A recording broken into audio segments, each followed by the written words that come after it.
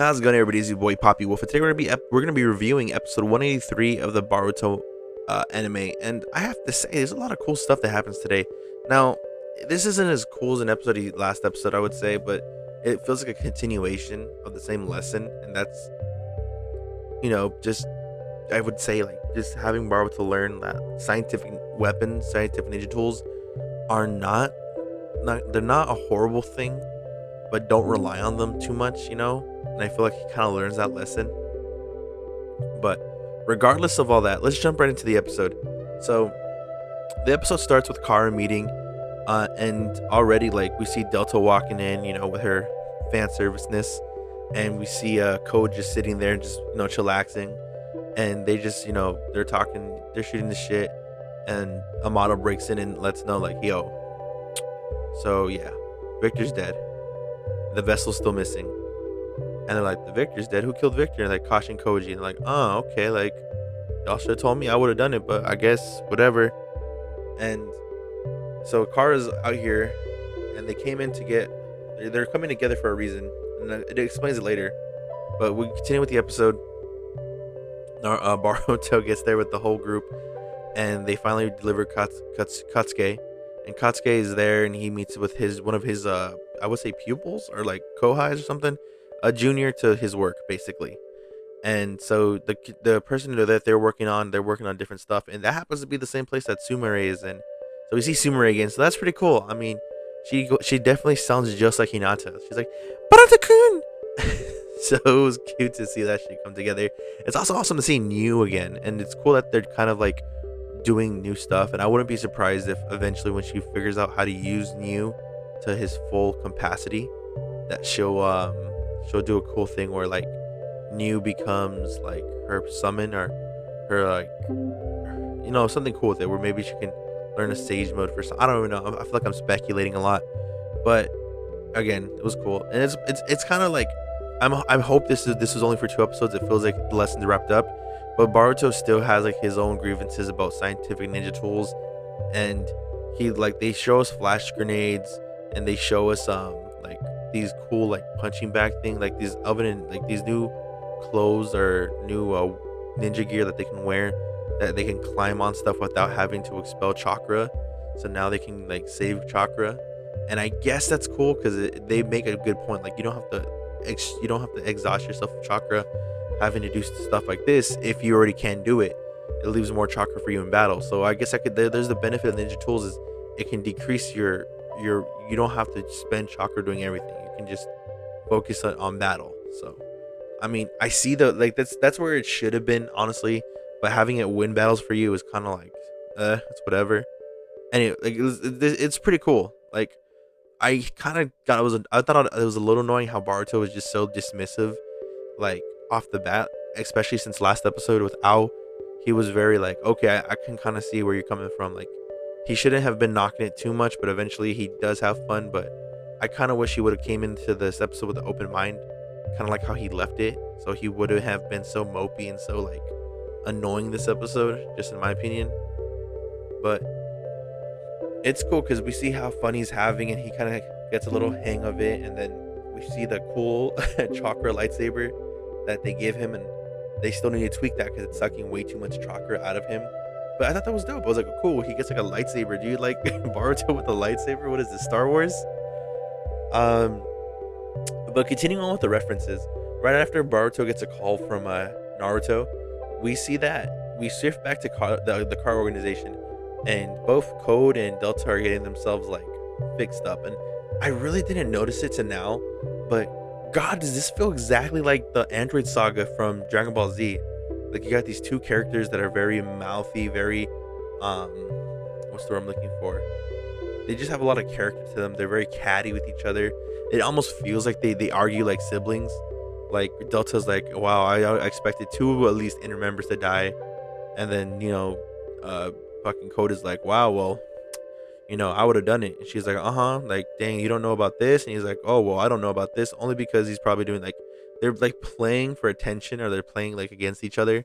And it's so cool because then you see Boro come out, and Boro's like this big, like muscular, full of himself kind of asshole.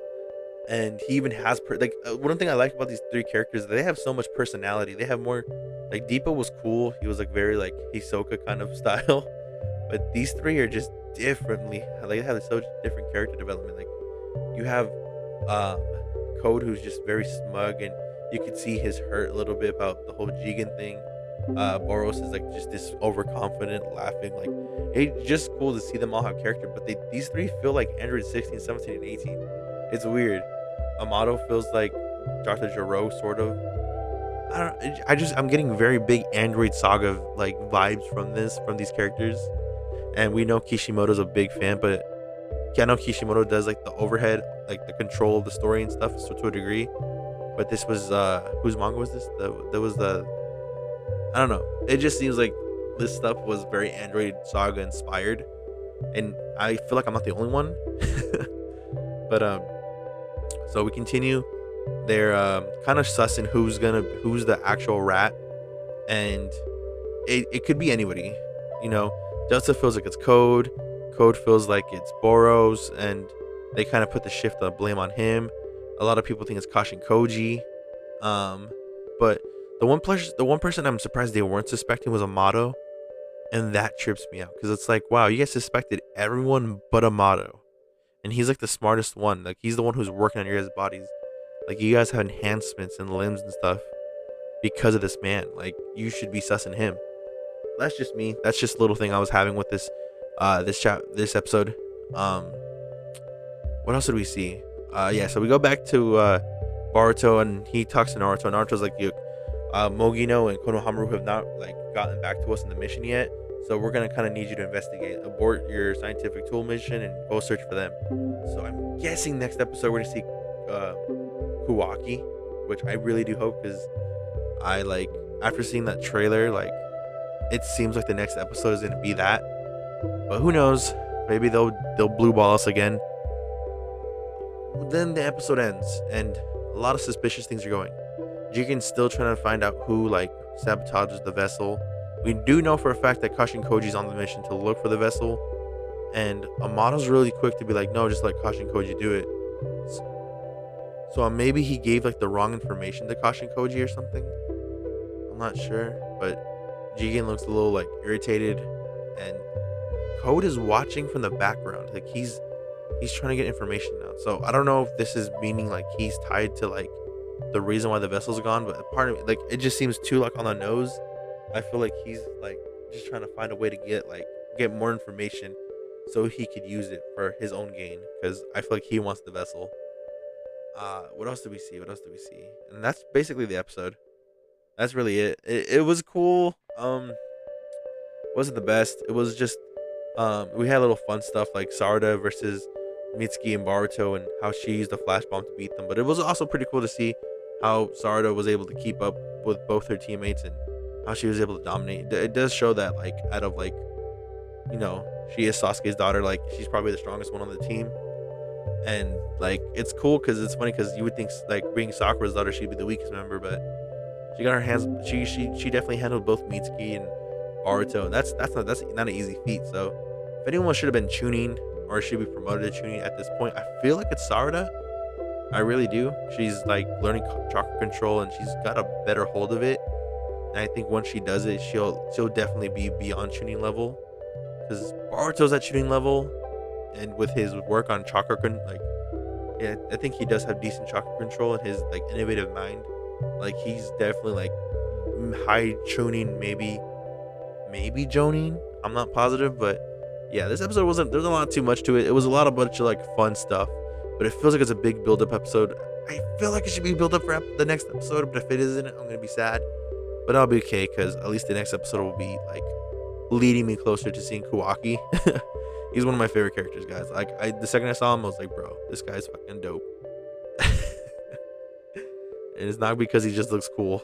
I've seen some stuff from the manga, and Kawaki's really vibed with me, so I'm just kind of waiting to see Kawaki stuff. But yeah, this episode wasn't like I said, it was like a C+.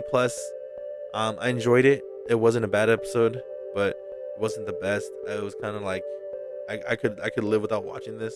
The only thing it just gave me some stuff on Kara, and it gave a cool characterizations for the character. But other than that, it was average, and I'm not too like I said, I'm not happy with how it came out. It was better than it was better than an average episode. So yeah, so that's score, guys. This episode is 10, 7.5 out of 10, C plus. Hopefully next episode we get Kawaki, because we see Kawaki and we see that fight and we get to see it in all its glory, I'm automatically giving that like high up there. So, anyways, guys, this is your boy Poppy Wolf saying peace out, and I'll catch you guys in the next video.